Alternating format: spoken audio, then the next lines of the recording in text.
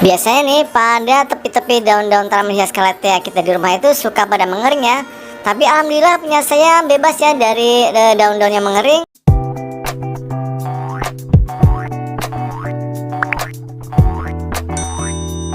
Cara penyiraman pada tanaman hias kalatea. Nah, seperti teman-teman lihat, di depan saya ini ada dua jenis tanaman hias kalatea yang punya saya, yang saya wakilkan untuk video kali ini karena banyak sekali ya jenis-jenis tanaman kalatea yang saya miliki. Yang di sebelah kanan adalah tanaman kalatea multicolor atau meranti Bali, dan yang sebelah kiri adalah kalatea merak. Nah, di video-video saya yang terdahulu saya sempat membahas ya tentang tanaman hias kalatea, mulai dari jenis media tanamnya, pupuknya apa, terus cara peletakan bagaimana, suhu yang tepat, dan kelembapannya itu di angka berapa, semua sudah saya bahas. Cuma untuk kali ini buat teman-teman yang belum sempat menonton video yang kemarin, saya akan flashback kembali ya, saya akan review kembali tips-tips tersebut.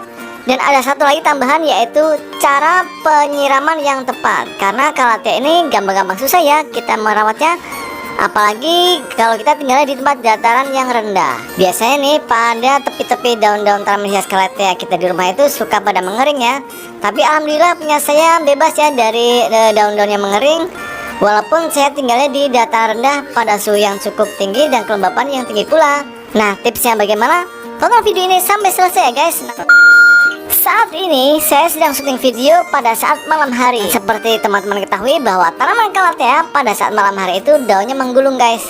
Nah, seperti ini ya, daunnya agak mengerucut ke atas. Itu kondisi pada malam hari. Nanti pada saat pagi hari sampai siang dia akan mekar, daun-daunnya akan kelihatan segar kembali. Nah, tanaman kalatea multicolor ataupun dari jenis tanaman hias kalatea yang lainnya itu perawatannya gampang-gampang susah ya guys. Tapi di video kali ini saya akan flashback kembali cara perawatannya buat teman-teman yang belum menonton video-video saya yang terdahulu. Nah, tanaman kalatea untuk media tanam yang saya pakai itu yaitu menggunakan serasa bambu dan pupuk kambing, kemudian dicampur, ataupun pupuk kambingnya bisa ditaburkan di bagian atas ya, seperti ini. Nah, ini dia. Nah, kelihatan bukan? Itu bagian atasnya adalah pupuk kambing sekitar 1-2 genggam ya. Saya taburkan di permukaannya. Ingat ya, untuk media tanam kalatea itu kondisinya harus selalu lembab, tidak basah. Kita harus bisa membedakan ya antara lembab dan basah. Karena kalau media tanam terlalu basah, itu maka biasanya akan membusuk ya akarnya. Nah, otomatis cara penyiramannya pun harus ekstra hati-hati. Seperti yang saya bilang di awal video bahwa tanaman kalatea ini bisa disiram 2 kali ya dalam seminggu, bisa menggunakan air biasa ataupun pupuk organik cair. Nah, sekarang saya akan kasih contoh ya untuk tips penyiraman yang benar seperti apa. A few moments later. Ini saya menggunakan gelas ukur dulu ya.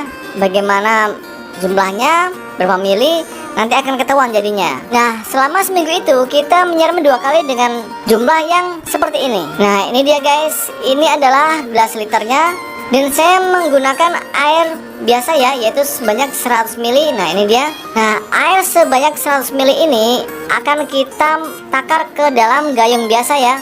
Karena ibu-ibu nih biasanya kan tidak punya gelas ukur seperti ini, kita bisa menggunakan gayung seperti ini di rumah. Dan kita ukur ya seberapa banyak sih 100 ml itu untuk satu gayung ini. Nah, kita pindahkan ke dalam gayung seperti ini. Nah, oke guys.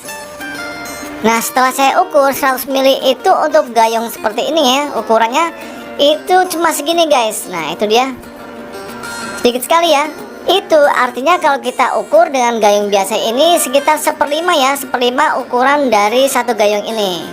Jadi ibu-ibu di rumah bisa mencontohnya ya, atau menirunya seperti ini, yaitu kita siram dengan 1/5 dari gayung ini. Dengan cara seperti apa? Nah, ini dia. Kita cukup menyiramnya di bagian perakarannya aja, seperti ini guys. Nah, lihat baik-baik ya. Nah, itu dia. Kita siram di bagian perakarannya aja. Loh, kenapa? Ingat ya, kita membutuhkan media tanam untuk kalatea itu yang lembab, tidak basah ya, atau area bercacar kemana-mana. Karena itu biasanya akan menyebabkan media tanam terlalu lembab, sehingga nantinya akan cepat membusuk untuk akarnya. Nah, seperti itu ya guys, mudah bukan? Itu sudah menetes tapi tidak terlalu banyak. Artinya nantinya selama seminggu ke depan atau 3 hari ke depan ya karena kita siramkan seminggu 2 kali. Itu media tanamnya atau bagian perakarnya akan selalu lembab. Nah, itulah teknik cara penyiraman pada tanaman Calathea sebanyak seminggu 2 kali. Walaupun kelihatan sepele, tapi ini sangat membantu ya untuk perawatan tanaman Calathea sehingga tanamannya bukan hanya subur tapi juga sehat, bebas dari penyakit busuk akar. Nah, ini dia guys koleksi tanaman Calathea saya. Cantik-cantik bukan? Nah, untuk mendapatkan Calathea subur ini diperlukan jenis air khusus buat tanaman Calathea ini ya guys, yaitu air yang tidak mengandung zat klorin. Karena tanaman Calathea itu sangat sensitif dengan yang namanya zat klorin, sehingga daun-daunnya bisa menjadi kering. Nah, untuk detailnya seperti apa, ditunggu ya untuk video berikutnya, yaitu dengan judul jenis air yang paling bagus untuk penyiraman tanaman hias Calathea. Makanya guys, stay tune terus di channel ini, jangan pindah ya ke channel lain, oke? Nah, semoga membantu untuk video kali ini. Jangan lupa subscribe, tekan tombol loncengnya, share and comment, bagikan ke teman-teman semua. Dan jangan lupa tunggu video saya selanjutnya. Subscribe ya. Dadah. Kayaknya